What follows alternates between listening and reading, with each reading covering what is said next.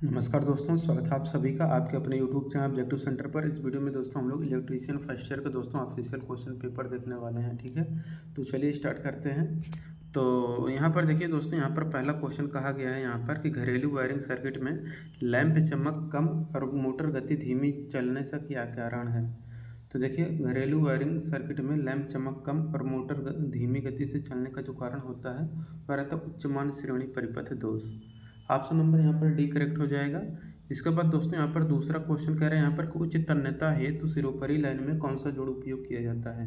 तो देखिए, उच्च तन्यता हेतु सिरोपरी लाइन में जो जोड़ हम लोग उपयोग करते हैं वह वेस्टर्न यूनियन ज्वाइंट होता है। ऑप्शन नंबर ए करेक्ट हो जाएगा। इसके बाद दोस्तों अगला क्वेश्चन यहाँ पर देखिए, तीसरा क्वेश्चन है, कह रहा है कि जो जंक्शन बॉक्स होता है उसमें किस प्रकार के तारों के जोड़ पाए जाते हैं। तो जंक्शन बॉक्स में दोस्तों रेड टेल ज्वाइंट पाया जाता है। ऑप्शन नंबर बी करेक्ट हो जाएगा। चौथा प्रश्न यहाँ पर कहा गया है कि कुंडलित कुंडली लैंप का मुख्य लाभ क्या है। तो देखिए, कुंडलित कुंडली लैंप का जो मुख्य उद्देश्य है वह आपका उच्च प्रकाश उत्पादन, हाईलाइट आउटपुट। यहाँ पर ऑप्शन नंबर डी करेक्ट हो जाएगा। पांचवा प्रश्न यहाँ पर कहा गया है कि विद्युत इस्त्री के भाग का नाम क्या है। तो ये जो आपको दोस्तों विद्युत इस्त्री दिखाया गया है यह आपका दोस्तों कहलाता है soul plate. Option number A correct हो जाएगा, सोल प्लेट। छठा क्वेश्चन है कि अर्थ प्रतिरोध परीक्षक में धारा उत्क्रमक का कार्य क्या है। तो देखिए, अर्थ प्रतिरोध परीक्षक में धारा उत्क्रमक का जो कार्य है वह आपके डीसी आपूर्ति को एसी आपूर्ति में बदलना। डाई स्टॉक सेट का क्या उपयोग है। तो देखिए, डाई स्टॉक सेट का जो उपयोग है वह है कि बेलनाकार पाइप पर बाय थ्रेड काटना। ठीक है, तो ये ऑप्शन नंबर बी करेक्ट हो जाएगा। आठवां क्वेश्चन है, बीआईएस का फुल फॉर्म क्या होता है। तो देखिए, बीआईएस का फुल फॉर्म है ब्यूरो ऑफ इंडियन स्टैंडर्ड। नवां प्रश्न है कि बीआईएस का प्रतीक बताना है। तो ये जो आपको प्रतीक दिखाया गया है ये आपका इंटरमीडिएट स्विच का प्रतीक है। ऑप्शन नंबर ए करेक्ट हो जाएगा, इंटरमीडिएट स्विच। अब देखिए दोस्तों, यहाँ पर 10 नंबर का क्वेश्चन कहा गया है, SWG से तार का आकार मापने की परास क्या है। तो देखिए, SWG से स्टैंडर्ड वायर गेज से तार का आकार मापने का जो परास होता है वह 0 से लेकर 36 होता है। ठीक है। 11 नंबर क्वेश्चन करके वायरिंग का विधि बताना है। तो ये जो आपको वायरिंग विधि दिखाया गया है यह वायरिंग विधि है दोस्तों आपका लूप बैक मेथड। ठीक है, looping back method. Option number A correct हो जाएगा। अब इसके बाद 12 नंबर क्वेश्चन है, आरेख का प्रकार बताना है। तो ये जो दोस्तों आपको आरेख का प्रकार दिखाया गया है ये आरेख का प्रकार आपका वायरिंग डायग्राम आरेख है। ठीक है। अब देखिए 13 नंबर क्वेश्चन है, घरेलू वायरिंग स्थापना में परीक्षण का प्रकार क्या है। तो देखिए, घरेलू वायरिंग स्थापना में परीक्षण का जो प्रकार आपको दिखाया गया है ये परीक्षण का प्रकार दोस्तों आपका कहलाता है पोलरिटी टेस्ट। ऑप्शन नंबर एक करेक्ट हो जाएगा, पोलरिटी टेस्ट। अब देखिए, यहाँ पर 14 नंबर का प्रश्न कह रहा है कि यदि अर्थ पाइप की लंबाई बढ़ जाती है तो अर्थ के प्रतिरोध का मान क्या होगा। तो यदि अर्थ पाइप की लंबाई बढ़ जाती है तो अर्थ का प्रतिरोध का जो मान होगा वह आपका डिक्रीज यानी कि घट जाएगा। ठीक है।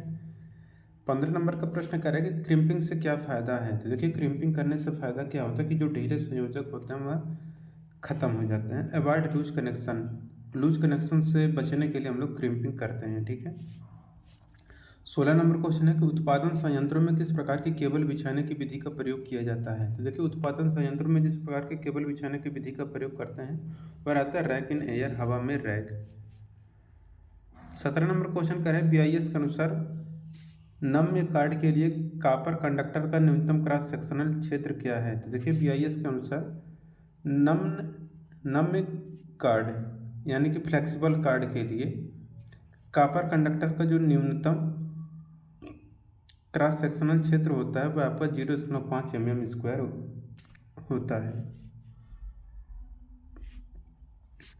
18 नंबर क्वेश्चन की बैटरी आवेशक में फाइन सिलेक्टर स्विच का कार्य क्या है। तो बैटरी आवेशक में फाइन सिलेक्टर स्विच का जो मेन कार्य रहता है वो रहता है कि सिलेक्ट द करंट रेटिंग, धारा रेटिंग का चुनाव करने के लिए हम लोग बैटरी आवेशक में फाइन सिलेक्टर स्विच का प्रयोग करते हैं।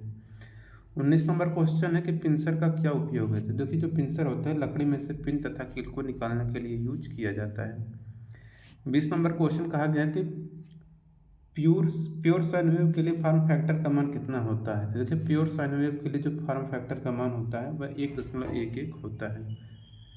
21 नंबर क्वेश्चन कहा गया है, एसी समानांतर परिपथ में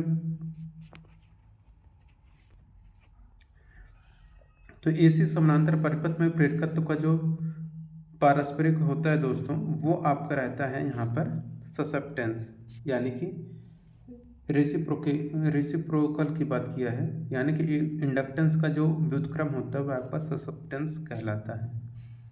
22 नंबर क्वेश्चन है कि अणुचुंबकीय पदार्थ कौन सा है, तो अणुचुंबकीय पदार्थ आपका एयर है, ठीक है।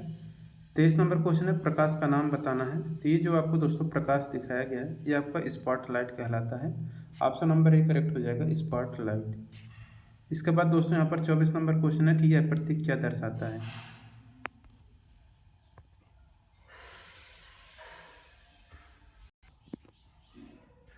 तो दोस्तों यहाँ पर ये जो आपको प्रतीक दिखाया गया है, ठीक है, ये सिंबल जो है ये आपका कहलाता है यहाँ पर सीलिंग फैन का सिंबल, ठीक है। तो ceiling fan option number D correct हो जाएगा, सीलिंग फैन। अब देखिए यहाँ पर 25 नंबर क्वेश्चन कर रहा है किस पदार्थ में ऋणात्मक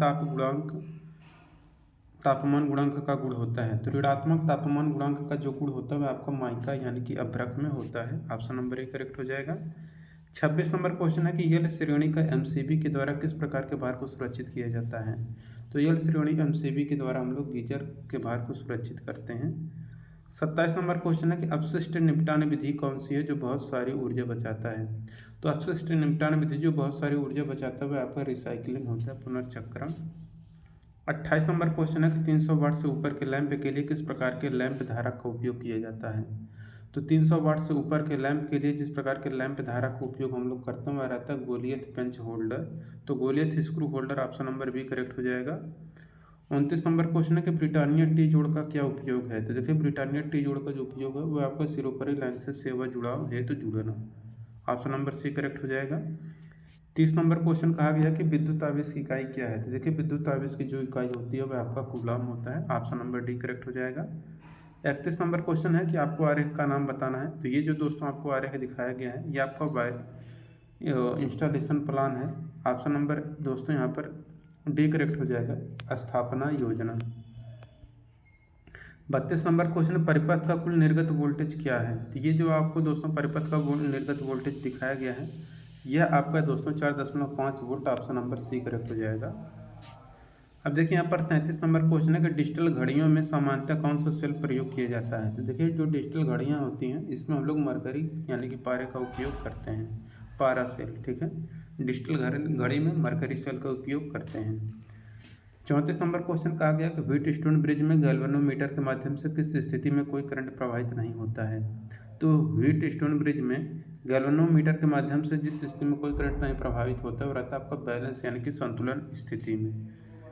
35 नंबर क्वेश्चन है कि यक्स से चिन्हित भाग का नाम बताना है। तो ये जो दोस्तों आपको यक्स पार्ट यहाँ पर दर्शाया गया है यह यक्स पार्ट दोस्तों आपका कहलाता है number of wire run on the limb पर तारों की संख्या, ऑप्शन नंबर बी करेक्ट हो जाएगा।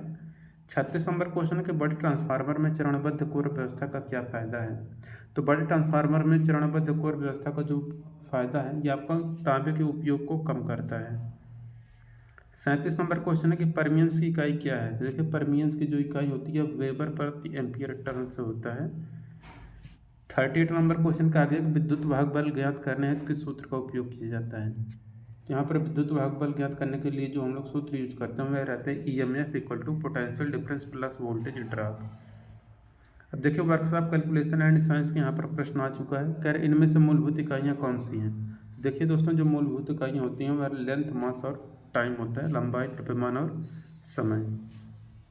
दूसरा क्वेश्चन यहाँ पर क्या है, एक आयत का परिमाप क्या होगा जिसकी लंबाई एवं चौड़ाई 20 सेंटीमीटर और 18 सेंटीमीटर है। तो इन दोनों को जोड़ करके इनका 2 गुना कर देंगे तो हमारा परिमाप निकल आएगा। तो 20 और 18 यहाँ पर 36 हो गए। अच्छा परिमाण, आयत का परिमाण नहीं परिमाप पूछा है, ठीक है। तो 20 18 यहाँ पर 38 हो जाएगा, 38 का दूना करेंगे तो यहाँ पर 76 आ जाएगा, ठीक है। तीसरा क्वेश्चन कह रहा है कि 0.456 दशमलव भिन्न को प्रतिशत में बदलना है, 100 का गुणा करेंगे तो 45.6% आ जाएगा। फर्स्ट ऑर्डर लीवर के लिए कौन सा उदाहरण है। तो देखिए फर्स्ट ऑर्डर लीवर के लिए जो उदाहरण है वह है कि सीजर का एक पेयर, तो ये पेयर ऑफ सीजर आपका करेक्ट आंसर हो जाएगा। 5वां प्रश्न यहाँ पर कहा गया कि 1 इंच में कितने mm होते हैं। तो देखिए 1 इंच में 25.4 mm होता है, ठीक है। छठा क्वेश्चन है कि तृतीय ऑर्डर लीवर का कौन सा उदाहरण है। तो देखिए तृतीय ऑर्डर लीवर का जो उदाहरण है वो है आपका forceps, option number B correct हो जाएगा, फॉरसेप्स। और देखिए इंजीनियरिंग ड्राइंग के यहाँ पर 6 प्रश्न देखने को मिलेगा। पहला प्रश्न कह रहे हैं यहाँ पर उपकरण का पहचान है। तो ये जो आपको दोस्तों उपकरण दिखाया गया है, यह उपकरण दोस्तों आपका कहलाता है ट्राई स्क्वायर यानी कि बढ़ई की गुनिया। ऑप्शन नंबर सी करेक्ट हो जाएगा। दूसरा प्रश्न है सेट स्क्वायर का नाम खोजें। तो ये जो सेट स्क्वायर दिखाया गया है, यहाँ पर देखा जाए अगर, तो यहाँ पर देखिए बताया गया कि आपको ये वाला साइड दोनों बराबर हैं। तो ये जब बराबर है ना, तो आपका 45 degree set square option number D कहलाएगा। तीसरा क्वेश्चन है A4 शीट का ट्रिम किया हुआ आकार क्या है। तो देखिए A4 शीट का जो ट्रिम किया हुआ आकार होता है, ये रहता है आपका 210 × 297। चौथा प्रश्न है सामग्री के प्रतीक को पहचाने। तो ये जो आपको सिंबल दिखाया गया है, ये आपका स्टील का है। ऑप्शन नंबर ए करेक्ट हो जाएगा, स्टील। IS मानक के अनुसार कौन सा मानक ड्राइंग आयाम सही है। तो देखिए जो भी यहाँ पर डायमेंशन होता है वह एरो के ऊपर होता है। तो ये वाला तो सही है, ये वाला गलत हो जाता है। तो इस तरीके से देखा जाए, जो सही तरीके से सब कुछ दर्शाया गया है वो ऑप्शन नंबर वाला भी, ये भी तीर के ऊपर है, ये भी तीर के ऊपर, ये भी तीर के ऊपर है। ठीक है। अब देखिए यहाँ पर अगला क्वेश्चन है यहाँ पर कि त्रिभुज का नाम बताइए। तो ये जो त्रिभुज है दोस्तों, ये आपका कहलाता है समकोण त्रिभुज, क्योंकि इन दोनों के बीच में 90 डिग्री का एंगल बन रहा है। तो ये आपका समकोण त्रिभुज हो जाएगा। ठीक है, right angle triangle. Option number C correct हो जाएगा।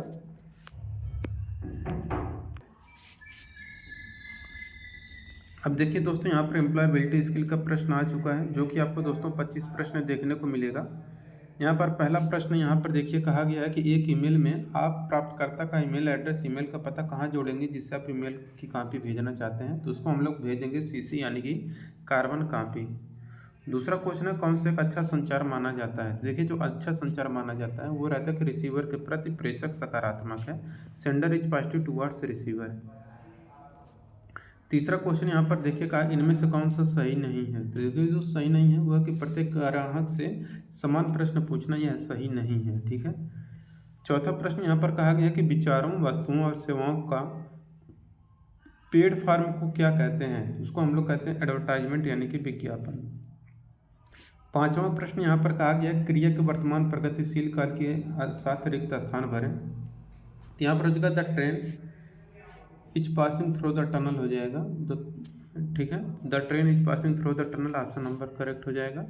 छठा क्वेश्चन है किस ओरिएंटेशन में टेक्स्ट लंबाई बार प्रिंट या मुद्रित होता है। तो रहता है आपका पोर्ट्रेट मोड में। सातवां क्वेश्चन है एक वेब आधारित लेखांकन क्या है। तो देखिए जो वेब आधारित लेखांकन हो वह आपका टैली है। आठवां क्वेश्चन है एक अच्छी बिक्री पिच के 4 P क्या है। प्रॉमिस, पिक्चर और पिच, और इसके बाद यहाँ पर होता है proof. Option number C correct हो जाएगा।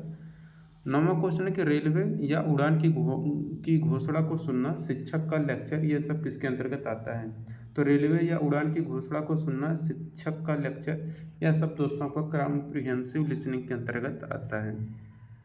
10 नंबर क्वेश्चन है कौन से को वर्णनात्मक शब्द है। तो देखिए वर्णनात्मक जो शब्द है ये आपका हार्ट है, यानी कि कोई चीज़ अगर गर्म है तो वो उसका वर्णन कर रहा है कि ये चीज़ गर्म है।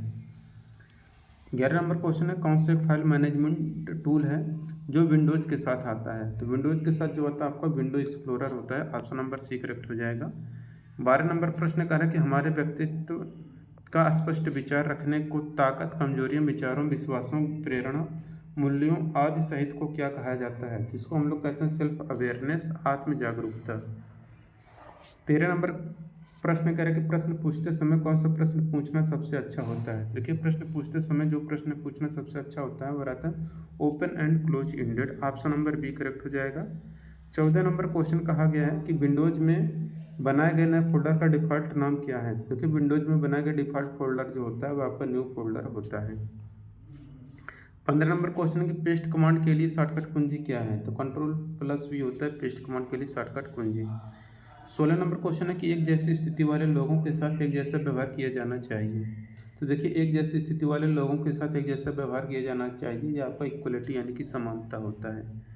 17 नंबर क्वेश्चन है किसको पुअर कम्युनिकेशन माना जाता है। तो संदेश का अस्पष्ट होना ही पुअर कम्युनिकेशन माना जाता है।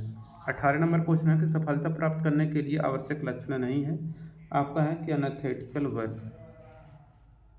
19 नंबर क्वेश्चन है आपकी पहचान को गठित करने में कौन सा सही नहीं है। तो देखिए वह कि mark scored in the exam, एक परीक्षा में प्राप्त अंक से आपकी पहचान नहीं होती है। ठीक है। 20 नंबर क्वेश्चन कह रहा है कि मानव प्रयासों में सही और गलत के अध्ययन को क्या कहा जाता है। तो मानव प्रयासों में सही और गलत के अध्ययन को हम लोग एथिक्स कहते हैं। 21 नंबर क्वेश्चन है ज़रूरतें चाहते हैं विलासिता सही उदाहरण हैं। तो यह है रहने के लिए जरूर रहने के लिए घर, ज़रूरत के लिए बाहर खाना, लग्जरी महंगा फ़ोन। ठीक है। 22 नंबर क्वेश्चन है कि मौखिक संचार यानी कि ओरल कम्युनिकेशन का कौन सा लाभ नहीं है। तो यह है कि it is for record. Option number दोस्तों यहाँ पर सी करेक्ट हो जाएगा। 23 नंबर क्वेश्चन यहाँ पर देखिए कहा गया है कि आधुनिक संचार का नवीनतम प्रभावी संसाधन कौन सा है। तो यह है कि इलेक्ट्रॉनिक मेल।